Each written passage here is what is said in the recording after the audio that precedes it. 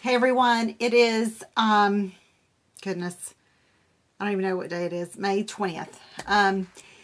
And I just got in a little while ago from being with Dad, and I just, it's just me. I don't really have a lot in our lesson today. I have a few things I just wanted to share. And just wanted to come to you and say thank you. It is so comforting to know that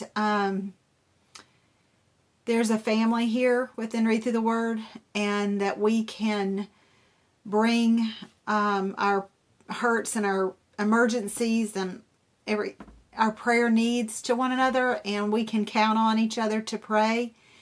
And I'm grateful that you guys just rallied around my family this weekend. I have not been able to read all the comments because there's just so many. But I just really felt a love this weekend, and just felt like family, and just was able to share, those pictures of Dad, and wanted you to see who you were praying for. And so we got him home today. He went in Friday.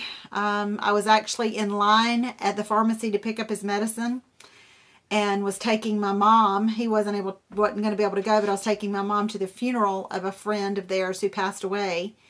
And my mom called me in a panic that he was having heart pains. His arm was hurting. His blood pressure was up. So I left the line, went, got him, rushed him to the emergency room. And it was not a heart attack. It was just a heart issue. He has some heart problems, and this was just an episode. And given his age and his heart condition, these episodes are going to be more frequent than not. And so, he's lived 88 great years, and I'm so thankful that I've had him with me, and that I have a relationship with him now to where I get to love on him and care for him and my mom in these days that are truly numbered. But I was reading, I was behind in my reading. What you guys don't know is I read ahead and I prepare our lessons, but then I go back and I read in the moment, in the day with you guys. So I read the material twice. And in my daily personal reading, I was behind today. So when you think you're the only one that gets behind, you're not. And I'm so thankful that I was behind today, because if I wasn't, I would not have experienced this moment with the Lord. Asaph wrote Psalm 50, and he says over in Psalm 50, verse 14, make thankfulness your sacrifice to God. And then he says over in verse 23, but giving thanks is a sacrifice that truly honors me. And there's a lot more that I want to say about this after I really process it. But I remember reading this going, what is a thankful sacrifice, God? What is a thankful sacrifice? And at that moment, I had walked into my dad's room. It was early Saturday. And he had a really bad night, and we weren't really sure what was going on with him mentally, cognitively. And I was able to finally convince him to let him to go to sleep. He was making himself stay awake because he was thinking that we were keeping things from him and weren't telling him everything. And so I finally got him to go to sleep. And when I read that verse, I remember I wrote in my journal, what is a thankful sacrifice, Lord? And I looked over at my dad and I realized what a thankful sacrifice was. That in the moment of sheer uncertainty and of panic and unknown, I fought to find something to thank God for. I had to fight my feelings. And it is not easy. It is so much easier to tell and to teach a concept like this when you're not going through it. So I know that the Lord has a lot more to teach me on this. But I was able to really look at Him and look at things from a different lens.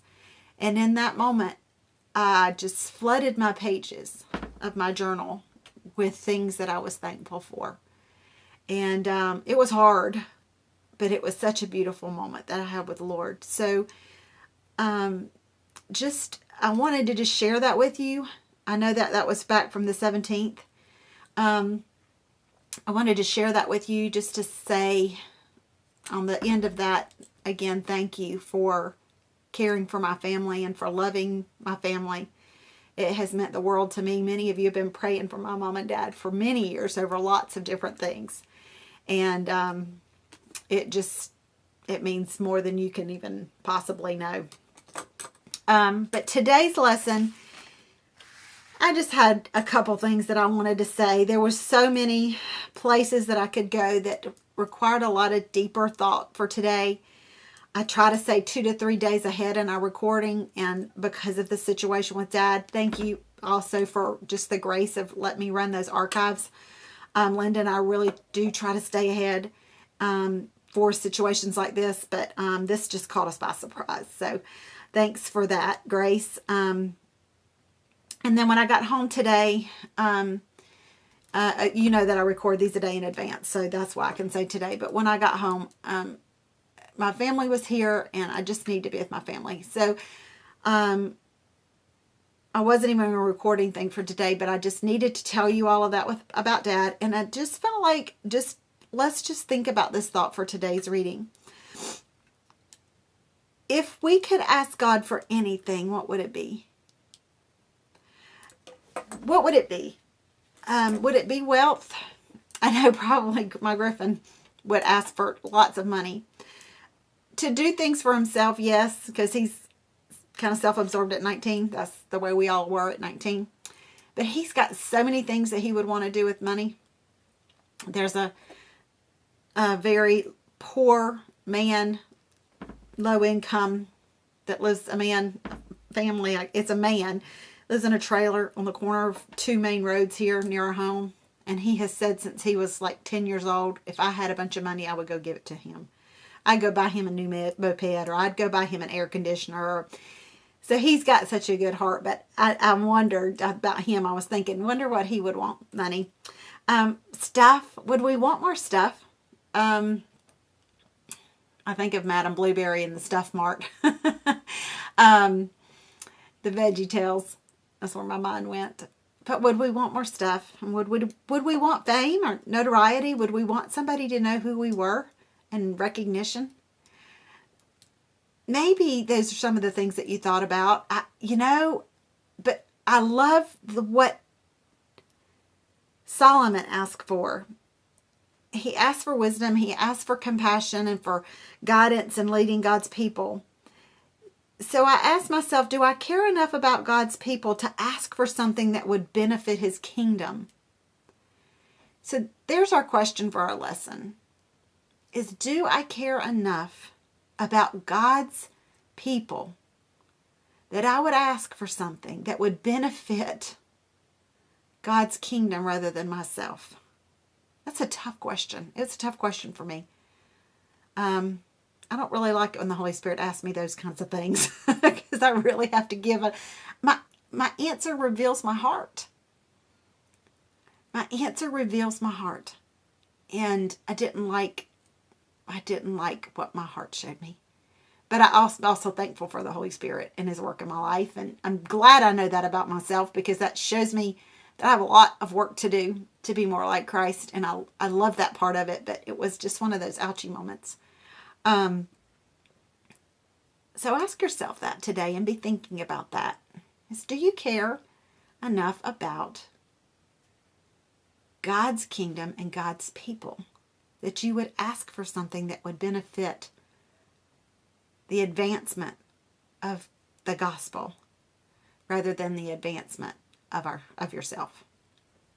Thanks again, guys, for hanging in there with me for the last couple of days. And we will see you hopefully tomorrow's, the 21st video will be, I'll have a face that's been cleaned and hair that's been washed, hospital stays. There's just not a lot of time for that. But I'm so glad I don't have to put on a face. I don't have to do anything. I can just come sit down and talk with y'all, and I love that.